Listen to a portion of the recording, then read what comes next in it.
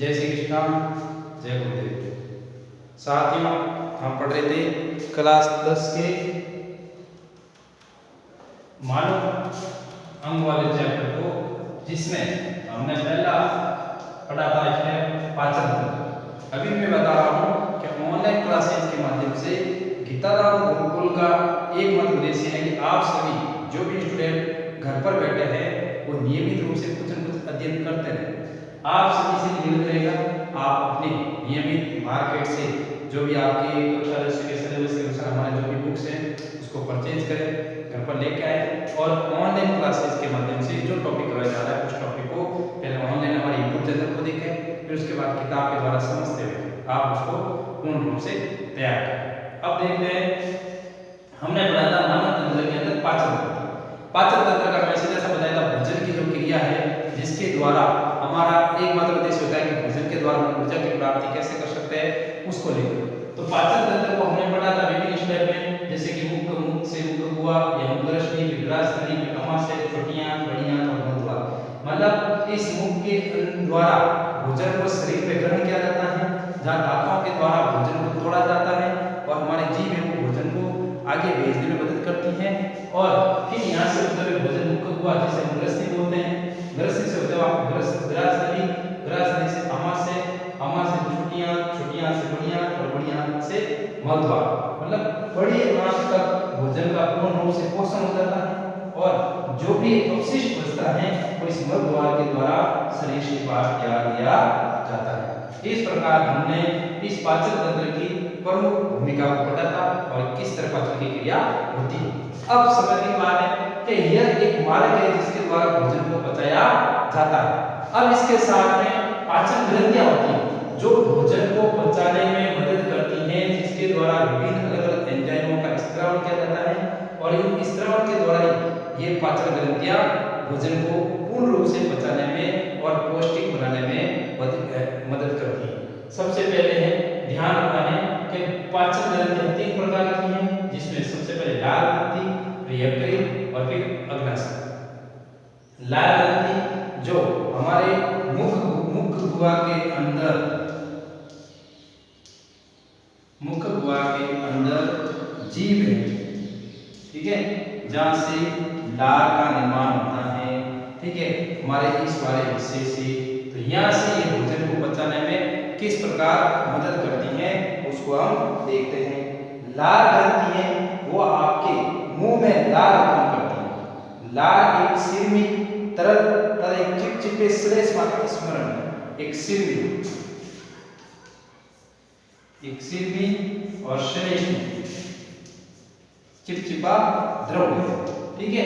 ये एक प्रकार का सिरमी श्लेष्मा चिपचिपा द्रव है जो आपके 2 भागों में बटा होता है। एक भाग होता है आपका तरल भाग जो भोजन को गीला करता है और एक होता है आपका श्लेष्मा जो लुब्रिकेंट के तौर पर कार्य करता है।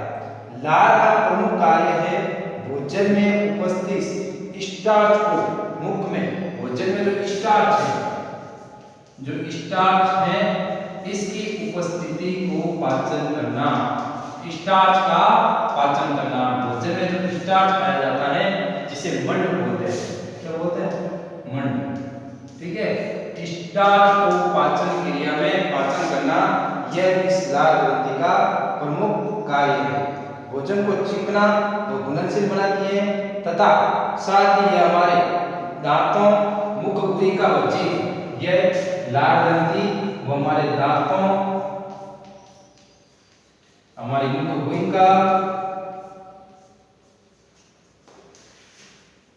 और जीभ, इन तीनों का सफाई भी करती है। जो हम भोजन करते हैं वो लार के द्वारा आगे पहुंचता है और आगे पहुंचते हुए इसके द्वारा इन तीनों की सफाई भी की जाती है। फिर देखें तो हमारे शरीर में जो लार ग्रंथि है वो 3 भागों में बटी होती है। सबसे पहले होती है कर्णपूर्व ग्रंथि, सबसे पहले होती है कर्णपूर्व।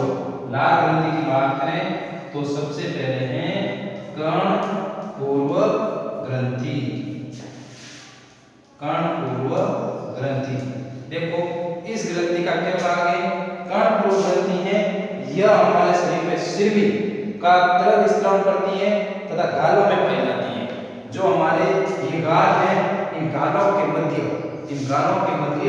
ये कर्ण प्रभु ग्रंथि पाई जाती हैं, जो किसका भाग है? लाल ग्रंथि का भाग है।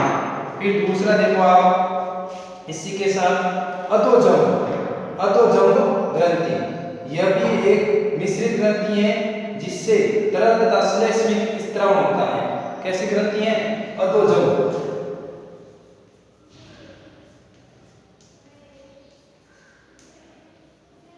कैसी ग्रंथि है? अधोजंग। यह हमारे शरीर में पाई जाती है, नाम है अधोजंग ग्रंथि। और तीसरी है हमारे अधोजीवा ग्रंथि, यह जीभ के नीचे पाई जाती है और इसके द्वारा श्लेष्मा का स्त्रावण किया जाता है। और तीसरी है अधोजीवा।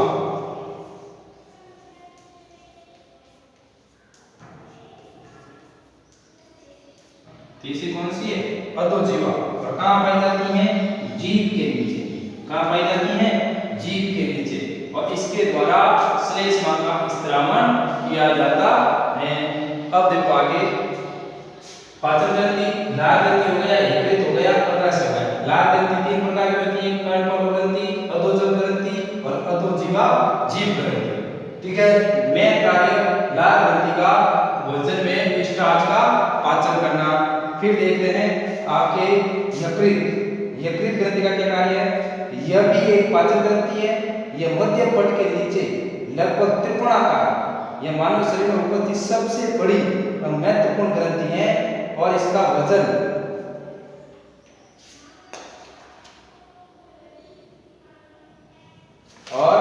यह आपके इसका अधिकतम वजन दाहिनी ओर होता है। शरीर के दाहिने भाग की ओर इसका अधिकतम वजन पाया जाता है।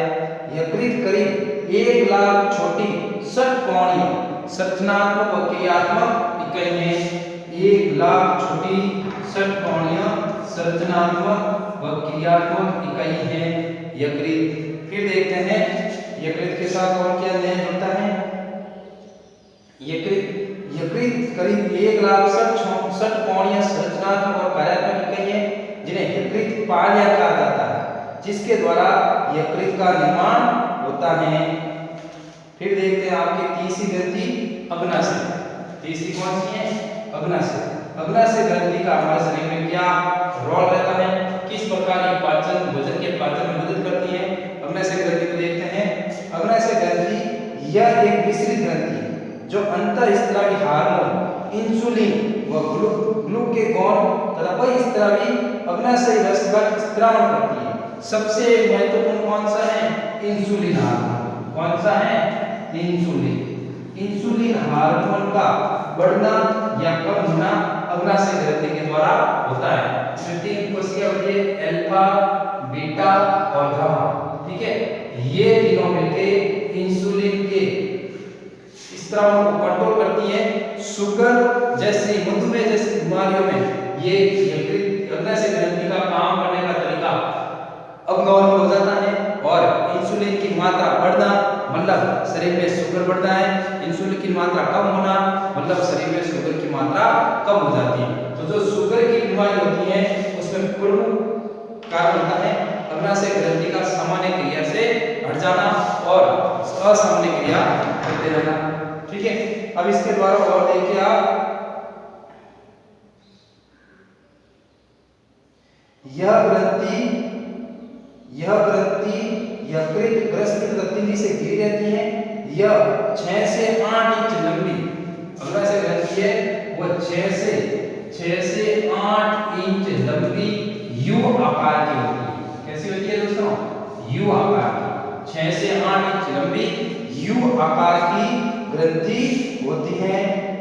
इस ग्रंथि के द्वारा स्रावित एंजाइम आंतों में प्रोटीन, वसा तथा कार्बोहाइड्रेट के पाचन में मदद करते हैं। इंसुलिन तथा ग्लूकेगॉन हार्मोन मिलकर शरीर में रक्त शर्करा के स्तर को नियंत्रित करते हैं। सीधी सी बात बता देना, इंसुलिन और ग्लूकेगॉन, कौन सा? ग्लूकेगॉन। ये दोनों मिलकर के हमारे शरीर में शर्करा का नियंत्रण करते हैं, अर्थात शुगर के नियंत्रण को बनाते हैं और इनके द्वारा ही शरीर में शुगर का नियंत्रण किया जाता है। अब आपको कुछ बातें ध्यान रखनी है, जैसे कि लाल ग्रंथि है वो दो एंजाइम का स्त्राव करती है, टाइलिन या एमिलेज, दो का स्त्राव करती है, एक टाइलिन और एक एमिलेज। फिर आपके दूसरा है इसमें यकृत, यकृत के द्वारा पित्त लवण का स्त्रावण किया जाता है। और वहीं अग्नाशय ग्रंथि के द्वारा एमिलेज, ट्रिप्सिन और काइमोट्रिप्सिन और कार्बोक्सीपेप्टाइड, लाइपेज और न्यूक्लियस 6 एंजाइम का स्त्रावण आपके अग्नाशय द्वारा किया जाता है। और प्रमुख रूप से आपको ध्यान देना है कि भोजन के पाचन क्रिया एक यांत्रिक और रासायनिक प्रक्रिया द्वारा संपन्न होती है और ये एंजाइम हाइड्रोसेलेज वर्ग से आते हैं। कार्बोहाइड्रेट के अंदर प्रमुख पाचक एंजाइम एमिलेज, माल्टेज और सुक्रेज, प्रोटीन के अंदर ट्रिप्सिन, काइमोट्रिप्सिन, पेप्सिन और वसा पाचक में लाइपेज और न्यूक्लियस में न्यूक्लियोटाइडेज और न्यूक्लियोएजेज। ठीक है, अब एक बार पुनः देखते हैं भोजन की पाचन की क्रिया किस प्रकार संपन्न होती है, किस प्रकार भोजन का पाचन किया जाता है। देखो, भोजन को चबाने और लार के साथ मिलाने का कार्य मुख गुहा में संपादित किया जाता है। लार का श्लेष्म भोजन के कणों को चिकना कर उन्हें चिपकाने में मदद करता है। भोजन अब बोलस के रूप में क्रमानुकुंचन धीरे धीरे आगे बढ़ता है। क्रमानुकुंचन गति द्वारा ग्रसनी से गर्सिका तथा गर्सिका से आमाशय में पहुंचता है। आमाशय में भोजन के प्रवेश को जठर गर्सिका अवरोधनी नियंत्रित करती है। लार में उपस्थित एंजाइम टाइलिन या एमाइलेज मुख गुहा में ही कार्बोहाइड्रेट का जल अपघटन शुरू कर देते हैं। यहाँ करीब 30% स्टार्च को माल्टेज में अपघटित कर दिया जाता है। आमाशय में 3 प्रकार का स्त्राव होता है, म्यूकस, प्रोएंजाइम और पेप्सिनोजन तथा हाइड्रोक्लोरिक अम्ल आदि पाए जाते हैं। म्यूकस श्लेष्मा युवा कोशिकाओं द्वारा स्त्रावित किया जाता है। नवजात शिशुओं में पेप्सिन के साथ जठर रस में रेनिन नामक एंजाइम पाया जाता है। यह दूध प्रोटीन के पाचन में मदद करता है। आमाशय से भोजन छोटी आंत में पहुंचता है। सर्वाधिक पाचन क्रिया गठरी में संपन्न होती है। यहाँ विभिन्न नलिकाओं द्वारा अग्नाशय रस, पित्त लवण तथा आंत्र रस छोड़े जाते हैं। इन रसों में विभिन्न एंजाइम होते हैं जो भोजन में उपस्थित पोषक तत्वों का पाचन करते हैं। तो इस प्रकार आपने देखा कि पाचन तंत्र के अंदर मुख गुहा, ग्रसनी, ग्रासनली, आमाशय, छोटी आंत, बड़ी आंत और मलद्वार, यहाँ से भोजन शुरू होते होते यहाँ तक आते हुए पूर्ण रूप से पाचित होने के साथ अपशिष्ट को मलद्वार के द्वारा बाहर निकाला जाता है। वहीं पाचन ग्रंथियों में लार ग्रंथि, यकृत और अग्नाशय। लार ग्रंथि भोजन को हल्का गंदा बनाती है, श्लेष्मा के द्वारा भोजन को पाचन करने योग्य बनाती है और भोजन जब श्लेष्मा के द्वारा पाचन योग्य होता है तो क्रमानुकुंचन गति के द्वारा आगे की ओर बढ़ता है। इस प्रकार आपको मोटे-मोटे रूप में पाचन तंत्र का ये टॉपिक घर पर भी देखना है और ऑनलाइन क्लासेस के माध्यम से इसकी सामान्य भूमिका को भी समझना है। नेक्स्ट चैप्टर में क्लास में हम पढ़ेंगे श्वसन तंत्र के बारे में, किस प्रकार श्वसन तंत्र की क्रिया होती है और हमारे शरीर में श्वसन की क्रियाविधि को किस तरह से समझा जाता है। जय श्री कृष्णा, अगली क्लास में मिलते हैं।